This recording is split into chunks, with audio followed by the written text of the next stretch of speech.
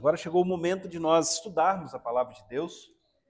E eu queria te convidar para abrirem a Bíblia comigo no livro de Mateus, no capítulo 5. Mateus, capítulo 5. Eu quero ler com vocês o verso 13. Mateus 5, verso 13. A Bíblia diz aqui o seguinte: Vós sois o sal da terra. Ora, se o sal vier a ser insípido, como lhe restaurar o sabor?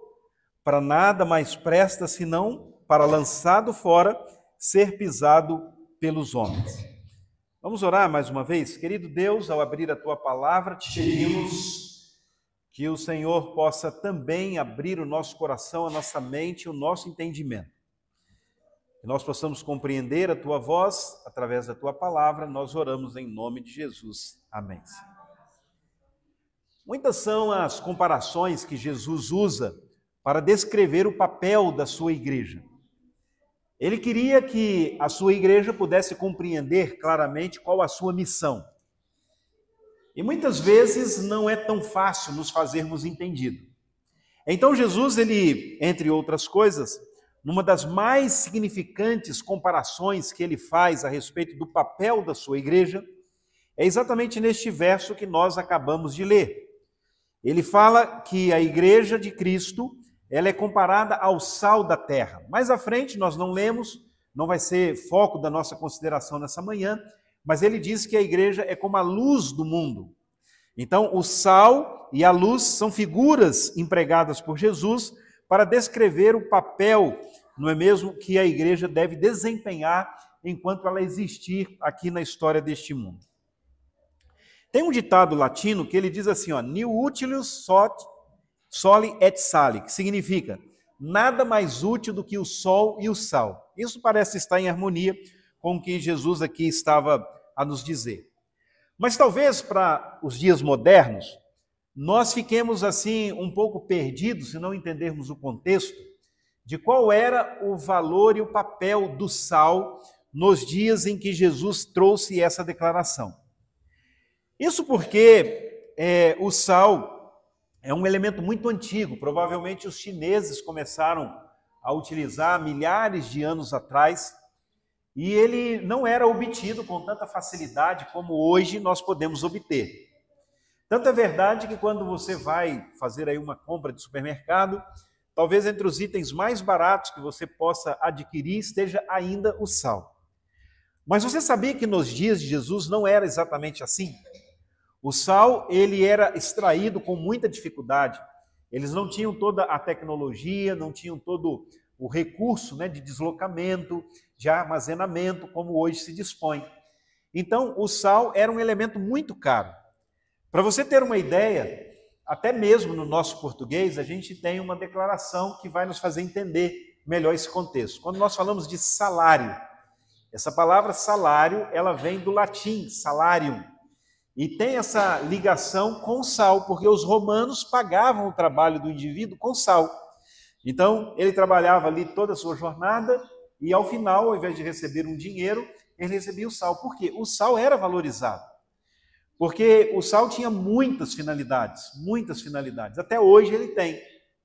Uma revista que eu estava lendo, ao preparar aqui esta mensagem, ela disse que o sal, na verdade, possui mais de 16 mil aplicações na indústria moderna. Imagine só você. Mas, especialmente naquele tempo, o sal tinha um valor ainda maior, porque eles careciam de outros recursos que hoje dispomos, e por isso ele se tornava bastante valioso. Então, quando Jesus fala assim, vós sois o sal da terra, ele está descrevendo a igreja como algo muito valioso, algo que as pessoas davam muito valor naqueles dias em que eles viviam.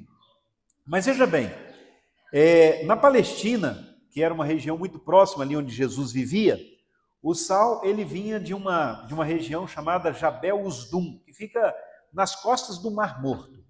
O Mar Morto, inclusive, recebe este nome porque ele tem uma alta concentração de sal nas suas águas, que impossibilita, tamanha quantidade de sal, a vida marinha como é comum em outros lugares onde o sal não está presente em tanta quantidade.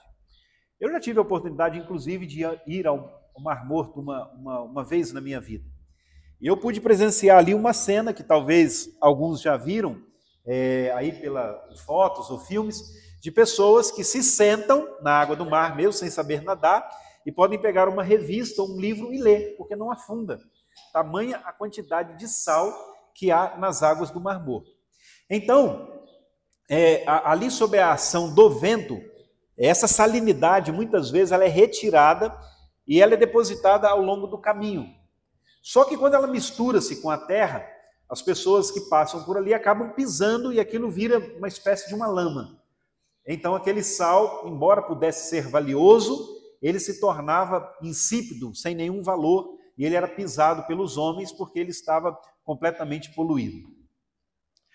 O que Jesus poderia estar a nos dizer ao afirmar que a igreja ela atua como o sal do mundo?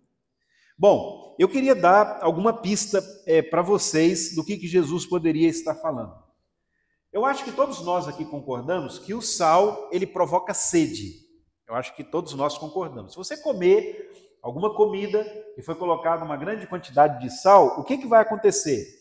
Você, em pouco tempo, vai querer beber uma quantidade de água, porque o sal, ele provoca sede. Nós, veja bem, Jesus disse, somos o sal da terra. Jesus não poderia estar a nos dizer que, como sal da terra, nós deveríamos provocar sede nas pessoas? Ao elas entrarem em contato conosco, ou nós com elas, na nossa interação, no nosso dia a dia, não deveríamos nós provocar sede nas pessoas? Ao elas olharem para o nosso comportamento, o nosso estilo de vida, a maneira como nós nos tratamos, as nossas palavras, isso tudo deveria provocar sede nas pessoas, de quererem beber a água. E quem é a água? Jesus mesmo disse, eu sou a água viva. Então, como agentes da Igreja de Cristo, nós deveríamos, como sal, provocar sede nas pessoas, de tal maneira que elas sentissem o desejo de recorrer a Cristo, a água viva, para poderem se saciar desta sede. Será que nós temos exercido o nosso papel como sal? Será que a nossa vida, nosso estilo de vida, nossas palavras e comportamento estão de fato testemunhando de Jesus Cristo às outras pessoas, de maneira que estamos provocando sede nelas? Bom, também o sal, ele tem uma outra característica. O sal, ele realça o sabor do alimento. Então, mesmo aquela comida que nós apreciamos bastante, se ela tem uma quantidade exagerada de sal, não vai ficar legal. Mas quando ela está com uma quantidade abaixo do que deveria de sal, o sabor acaba ficando comprometido. Eu gosto muito de pipoca. E se você pegar a pipoca, por exemplo, e não colocar uma pitadinha boa ali do sal, na quantidade certa, parece que você está comendo isopor, né? Não tem muito sabor, mas o sal ele faz a diferença. Então, uma outra característica do sal é exatamente essa, realçar o sabor. Eu tinha um tio, infelizmente já falecido, e ele tinha problema com sal, né? Então, ele não podia comer comida com sal. E aí, na casa da minha avó, quando nós nos reuníamos no sábado, depois do culto, vários primos, tios, estávamos todos lá, aí a minha avó fazia umas panelas bem grandes de comida, tal, muito saborosa, mas tinha umas panelinhas assim, menorzinhas, né, que ela preparava comida para esse meu tio aí. Só que quando nós estávamos ali na fila, a fila para essas panelas grandes estava grande também, né, porque todo mundo ia comer dessa, essa aqui tinha sal, essa não tinha, porque ele não podia comer comida com sal. Aí, se alguém assim, desavisado, vinha querendo cortar a fila e pegar dessa daqui, porque só ele comia, então essa aqui estava de fácil acesso, né? Aí quando a pessoa colocava ali e ia comer, não era a mesma coisa. Aí queria devolver, porque queria pegar da outra, porque a única diferença é que essa daqui não tinha o quê? Não tinha sal. O sal, ele realça o sabor da comida. Da mesma maneira, quando nós estamos presentes onde estamos, nós deveríamos realçar o sabor. Você pode dizer assim, pastor, é muito difícil a gente ser cristão, fazer a diferença, exercer uma influência. De fato, no mundo que a gente está, é difícil. Há uma grande massa de pessoas que não têm o temor de Deus, não estão preocupadas com as coisas do Senhor. É verdade. Mas quando você olha para dentro de uma panela de feijão, Você vê o sal ali? Você não vê, né? Mas quando você come, você sente? Você sente. Quando Jesus fala assim, você é o sal, isso quer dizer que mesmo em pequena quantidade, mesmo que aparentemente insignificante, mesmo que pareça que não vamos exercer o resultado que nós gostaríamos, ele sempre vai realçar o sabor, ele vai se mostrar presente. A nossa presença, a nossa conduta, ela vai ser contrastante com o restante da panela deste mundo. Então, isso é um desafio para que lá no nosso trabalho, na nossa escola, na nossa vizinhança, junto com a nossa família, nós exerçamos o papel de sal. Porque mesmo que aparentemente em pequena quantidade, comparado com a grande panela de feijão, nós vamos ser notados. Nós vamos poder testemunhar de Jesus, nós vamos fazer a diferença. O nosso sabor vai ser sentido exatamente pela nossa presença, por estarmos ali como representantes de Cristo e assim realçarmos o sabor no meio de onde nós estivermos. Onde o sal é colocado, ele melhora a vida, ele traz significância. Mesmo que em pequena quantidade, ele se diz presente. Assim, as pessoas precisam achar na igreja o sabor para a vida. Eu não sei se você já teve a oportunidade, mas de ver um pé de azeitona com azeitona. É um pouco raro, né? No Brasil, alguns lugares tem, eu já tive a oportunidade de ver. Eu gosto de azeitonas também. Mas quando você pega a azeitona tirada do pé e tenta comer, ela produz um sabor muito ruim, amargo, quase você não consegue comer. É por isso que a azeitona ela é curtida aonde? Numa água com sal. E ali então neutraliza esse efeito amargo da azeitona para que ela possa produzir aquele sabor característico que ela tem. Quando Jesus fala assim, você é o sal da terra, ele está dizendo que nós deveríamos curtir o mundo de tal maneira a tirar o amargor do pecado que está presente neste mundo em que nós vivemos. Nós somos o sal da terra. Mas você sabia que o sal, ele ainda possui uma outra característica muito interessante. O sal, ele derrete o gelo. Vocês sabiam disso? Há um componente, tá, físico, e quando você coloca o sal sobre o gelo, você acelera o seu derretimento. Então, quando meus meninos eram pequenos, e uma vez eu falava sobre esse assunto aí, eles resolveram pegar ali uma pedra de gelo, colocaram um pouco de sal em cima e a outra ficou ali sem nada, né? E essa daqui, obviamente, derreteu muito mais rápido, porque há uma reação que acontece ali, tá, que acelera o derretimento do gelo. Tanto é que em países que nevam bastante, né, como nos Estados Unidos ou na Europa, quando cai muita neve, sabe o que a prefeitura geralmente da cidade faz? Ela despeja toneladas de sal e aquilo acelera o derretimento para desobstruir as ruas e as pistas, né, para que os carros possam transitar normalmente. Então, o sal, ele derrete o gelo. E quando Jesus fala assim, você é o sal da terra, ele está dizendo que nós devemos derreter o gelo. Porque há muita indiferença, há muita frieza no mundo em que a gente vive. Mas quando nós entendemos o nosso papel como sal, nós vamos usar amor e simpatia desinteressado para com as pessoas. Nós vamos minar esse gelo e essa indiferença que muitas vezes está presente na sociedade em que nós vivemos. Então, quando Jesus nos lembra que somos o sal, isso nos deveria fazer, de alguma maneira, pessoas mais intencionais no nosso relacionamento com as pessoas, porque nós somos o sal. Nós temos que ter a iniciativa de fazer contatos, de estabelecer um sorriso, de trazer uma primeira palavra. Ah, pastor, mas eu sou um pouco tímido.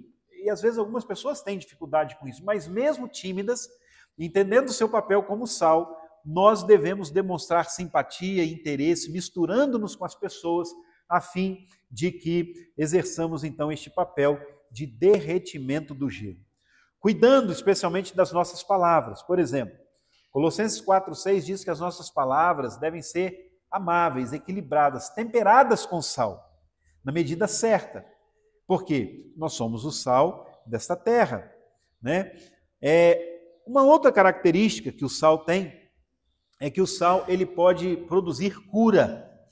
E ele é largamente usado, inclusive até hoje, na indústria farmacêutica, porque o sal ele pode, na dosagem apropriada, estabelecer a cura. Quando eu era menino, eu gostava muito de jogar bola, futebol, assim e tal. E aí eu tinha os meus amigos e depois, futuramente, até surgiu um campo de futebol perto da minha casa, mas nessa época ainda não tinha. E aí nós jogávamos no meio da rua. A rua naquela época não passava muitos carros ali, e a gente ficava lá longas horas jogando bola e tal. Depois eles resolveram calçar essa rua, porque antes ela era de um saibro assim, aí calçaram, hoje é asfaltado, né? Mas quando calçaram, a gente queria jogar bola e todo mundo descalço, a gente conseguia jogar bola ainda sobre aquelas pedras do calçamento assim. Era impressionante, porque parece que o nosso pé criava um casco assim por debaixo, que a gente conseguia jogar naquele negócio ali. Tinha umas pedras meio pontudas e tal, jogávamos ali. Mas, como estávamos descalços, na maioria das vezes, já ocorreu comigo ou um dos meus amigos, da gente chutar errado ali e arrancar a cabeça do dedo num chute.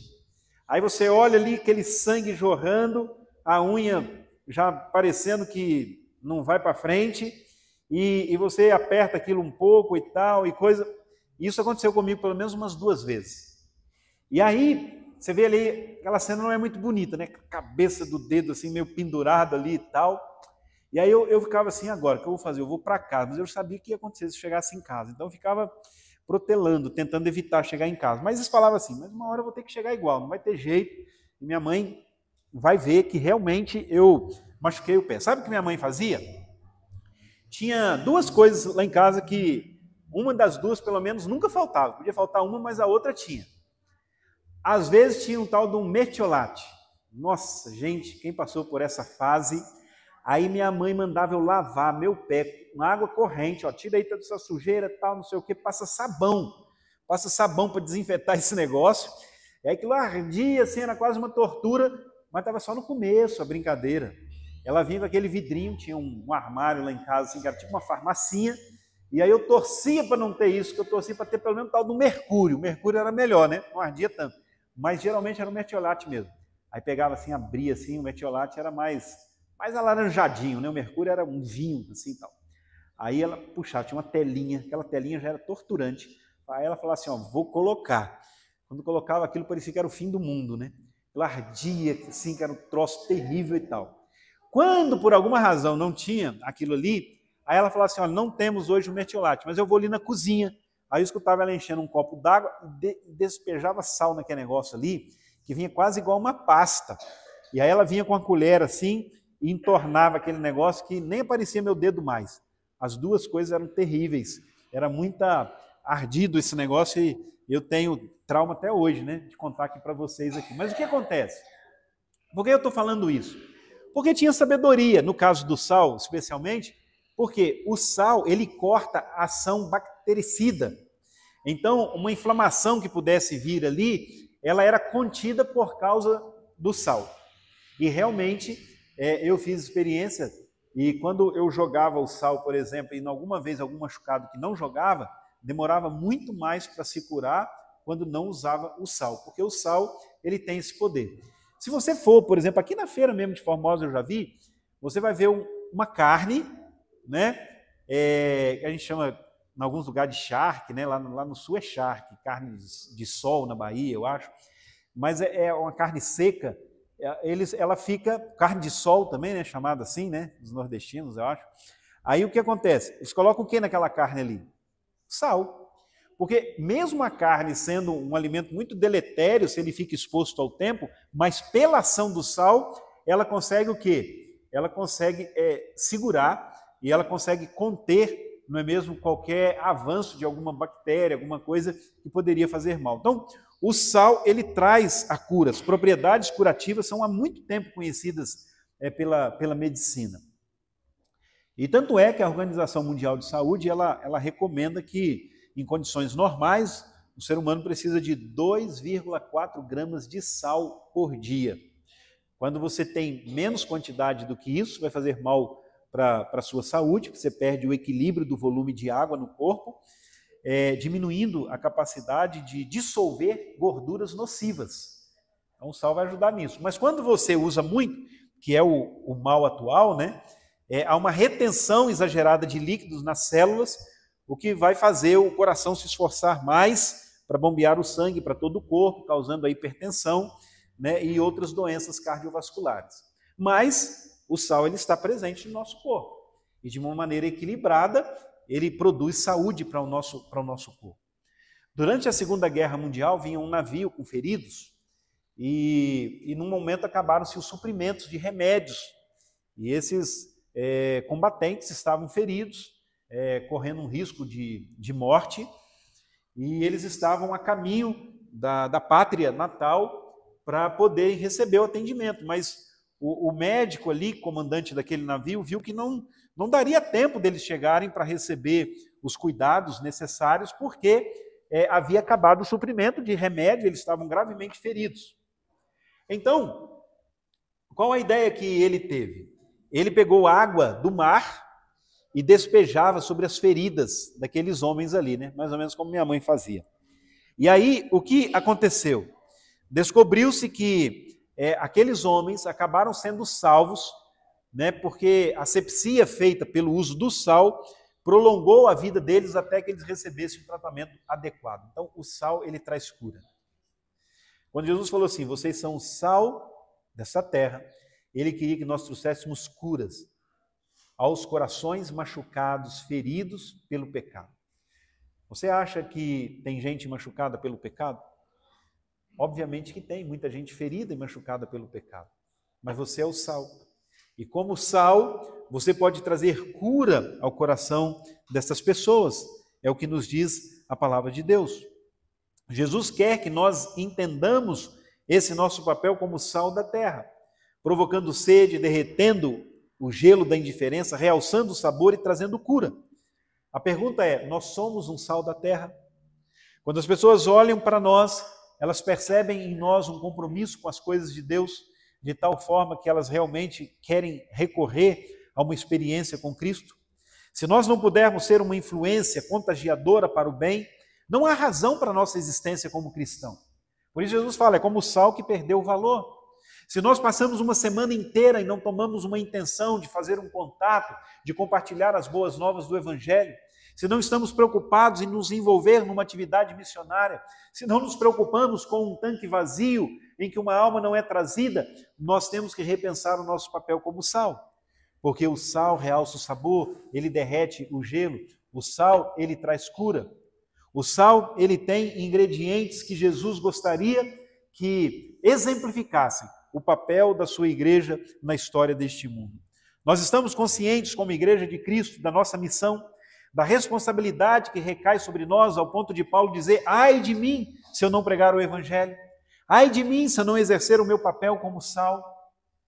Alguns são sal apenas dentro do saleiro, por alguns momentos dentro dos cultos. Mas o sal só é sentido na sua essência e valorizado quando ele está fora do saleiro, né? Ele não tem muito valor ali dentro do saleiro.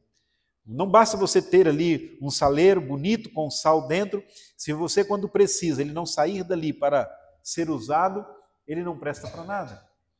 Nós precisamos sair da igreja e entender que, especialmente lá fora, no nosso dia a dia, nós continuamos sendo sal, sal desta terra. Sejamos, pois, o sal dessa terra. É o conselho de Cristo, é o chamado que ele faz. É a advertência que ele traz quase que num desespero para mostrar a influência que a sua igreja, e o que é a igreja? Não é esse templo, a igreja sou eu e você.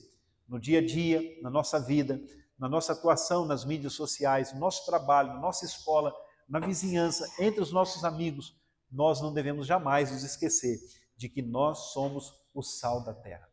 Esse é o papel da igreja. A igreja deve entender a sua missão, deve querer compartilhar, deve querer influenciar outras pessoas, exercer este sabor, despertá-las da indiferença, trazer cura sobre estas pessoas, porque este é o papel da igreja. Que Deus possa nos abençoar, Ele possa nos fazer entender, e que se nós não temos exercido esse papel, que repensemos a nossa função, que enxerguemos a nossa missão diante de nós, e que possamos avançar como igreja de Cristo, como sal deste mundo, como luz deste mundo, e que assim o nome de Deus seja exaltado e glorificado através de nós e através da sua santa igreja também. Que Deus nos abençoe, não nos esqueçamos, nós somos o sal da terra.